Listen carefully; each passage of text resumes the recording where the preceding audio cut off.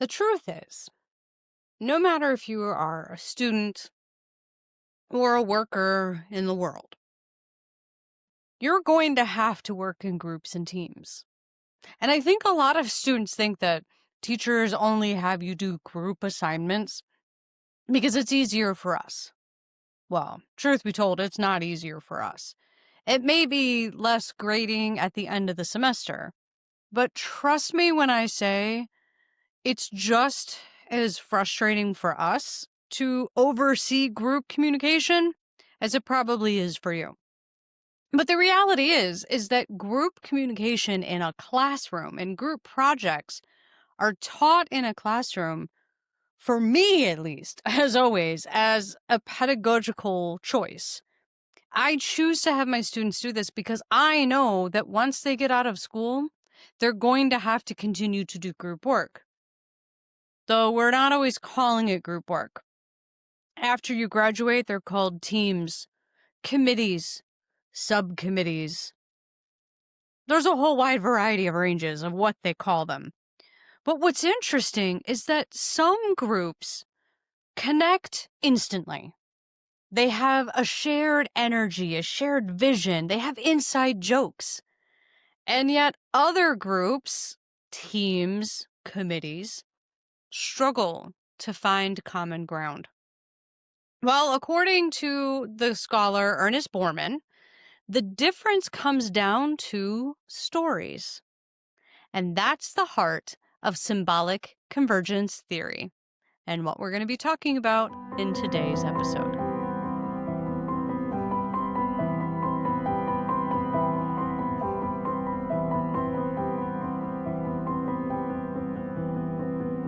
Welcome back to Communication Campus. I am your host, Dr. Malynnda Stewart.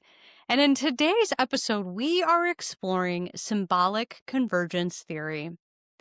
This theory helps us to understand how groups build a sense of community and shared identity through communication, especially through storytelling and humor, and of course, symbols. Now, the thing that we have to remember is that groups don't just exchange information, they actually create shared realities. And the way that these realities are created is through the use of stories and thinking about the ways that members share history, they share information that capture the group's imagination. Now, over time, these shared stories and meanings bring people together emotionally and symbolically.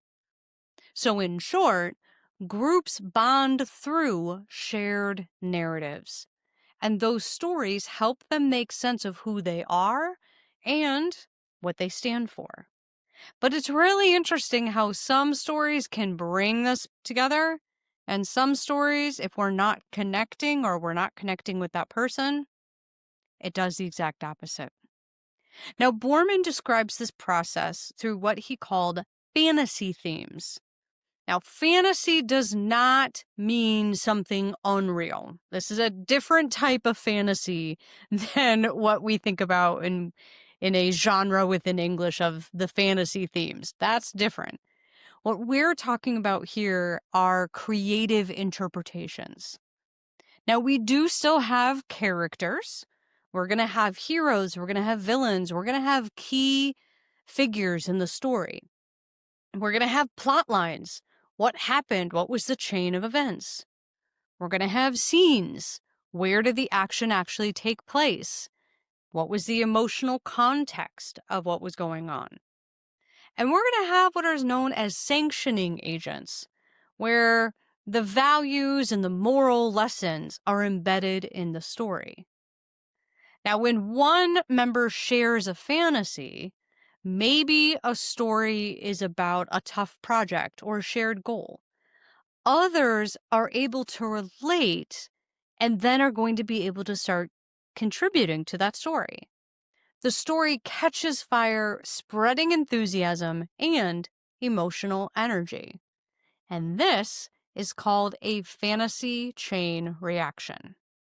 Now, I do want to say one thing about the idea of heroes and villains and the key people. anytime we were talking about the person who got in the way, the person who made things much more difficult, they're obviously the villains.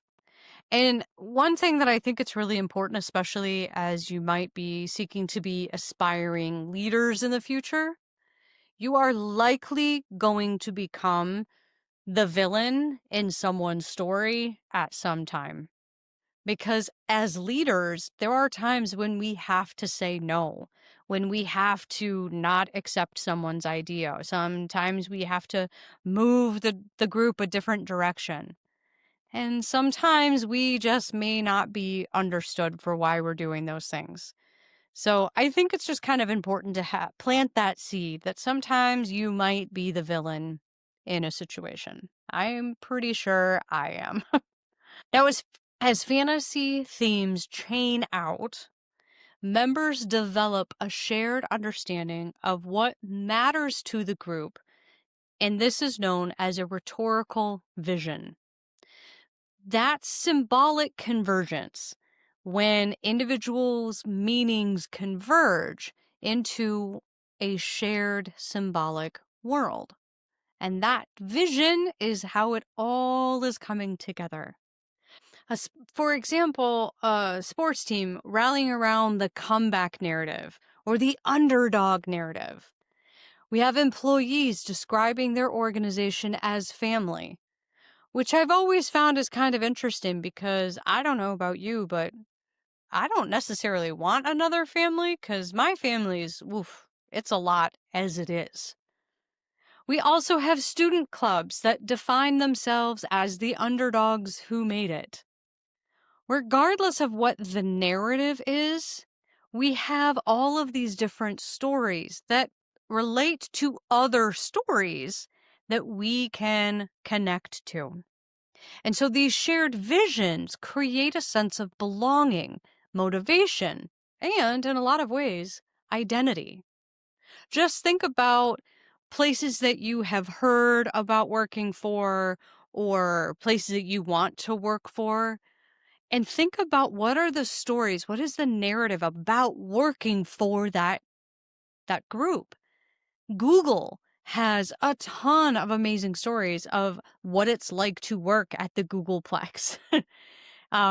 Disney World might have a different one that has these stories of what it means to be a part of that group. Those are these visions and these narratives of what it means to work there. Now, symbolic convergence theory helps us explain why groups with strong shared stories are more cohesive and effective.